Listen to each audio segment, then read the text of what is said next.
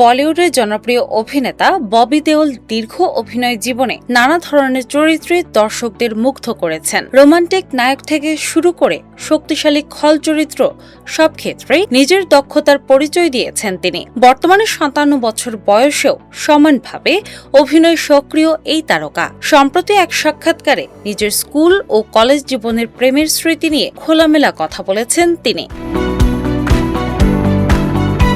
সাক্ষাৎকারে ববি জানান, ছোটবেলায় তিনি অত্যন্ত লাজুক স্বভাবের ছিলেন।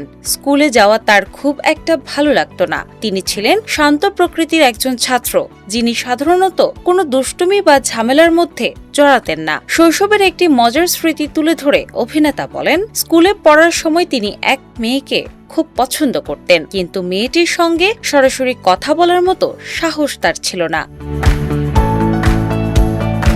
তাই তিনি তার এক বন্ধুর সাহায্য নেন। সেই বন্ধু ছিল বেশ মিশুক এবং সহজেই সবার সঙ্গে কথা বলতে পারত।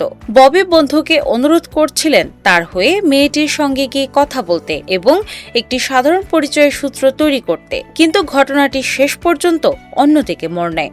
বন্ধুটি মেয়ের সঙ্গে কথা বলার পর নিজেই তার প্রতি আগ্রহী হয়ে ওঠে এবং সম্পর্ক গড়ে তোলার চেষ্টা শুরু করে। অভিনেতা জানান, ঘটনাটি ঘটেছিল যখন তিনি নবম শ্রেণীতে পড়তেন। যদিও তার প্রথম ভালো লাগার মানুষটিকে বন্ধু নিজের দিকে টেনে নিয়েছিল, তবুও এতে তাদের বন্ধুত্বে কোনো প্রভাব পড়েনি, বরং সেই বন্ধু আজও তার ঘনিষ্ঠ বন্ধুদের একজন। ববি বলেন, তার বেশিরভাগ পুরনো বন্ধুই এখনও তার জীবনের গুরুত্বপূর্ণ অংশ হয়ে আছেন। সময়ের সঙ্গে সম্পর্কের রূপ বদলালেও বন্ধুত্বের বন্ধন অটুট রয়েছে। তবে শেষ পর্যন্ত পরিকল্পনা অনুযায়ী কিছুই হয়নি। রক্তদানের সময় তিনি অন্যদের রক্ত দিতে দেখছিলেন এবং বড় আকারের সূঁচ দেখে বেশ ভয় পেয়ে যান।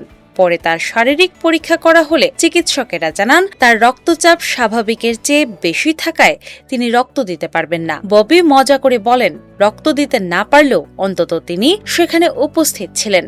তার বিশ্বাস, যে প্রভাব বা ছাপ তিনি ফেলতে চেয়েছিলেন সেটুকু অন্তত তৈরি করতে পেরেছিলেন। বহু বছর পর সেই স্মৃতিগুলো এখন তার কাছে হাস্যরস আর নস্টালজিয়ায় ভরা এক একটি গল্প হয়ে রয়েছে।